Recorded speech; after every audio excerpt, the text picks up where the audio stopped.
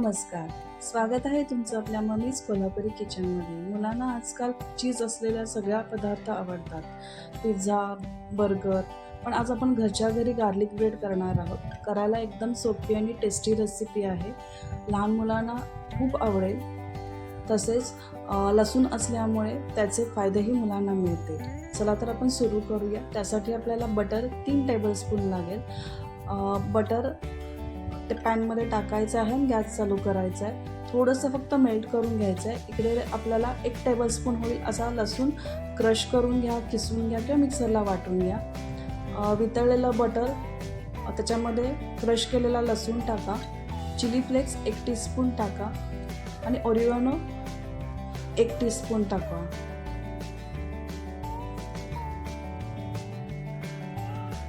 आता हे सगळं व्यवस्थित मिक्स करायचं आहे.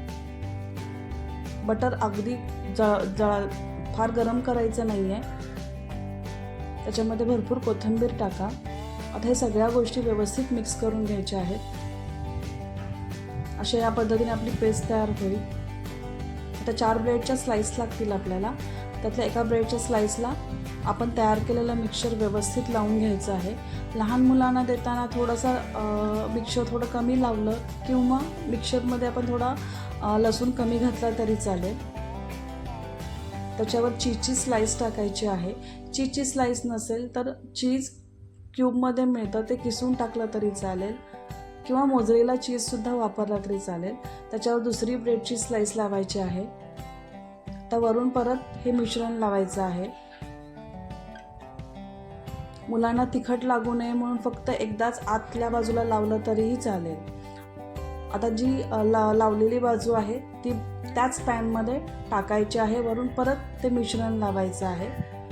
आपल्याला जसं आवडेल तसा हा ब्रेड गार्लिक ब्रेड तयार करून खायचा आहे. तर दोन्ही बाजूने आपण परत मिश्रण लावून घेतलेलं आहे. अशा पद्धतीने हे 2 गार्लिक ब्रेडचे टोस्ट तयार केलेले आहेत. मंद आचेवर व्यवस्थित भाजून घ्यायचं आहे, ब्राऊन होऊस तोपर्यंत.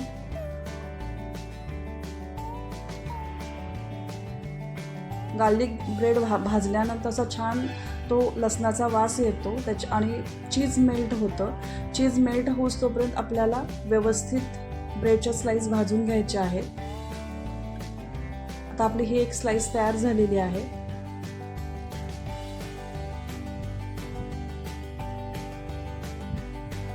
दुसऱ्याही ब्रेडचं चीज मेल्ट झालेला आहे, छान व्यवस्थित भाजून घेतलेली आहे. मेयोनीज, टोमॅटो सॉस कशाबरोबर तुम्ही सर्व करू शकता. अशा पद्धतीने आपले गार्लिक ब्रेड तयार झालेला आहे. जर ही तुम्हाला रेसिपी आवडली असेल तर लाईक करा, शेअर करा आणि माझ्या चॅनलवर जर नवीन असाल तर सबस्क्राईब करायला विसरू नका.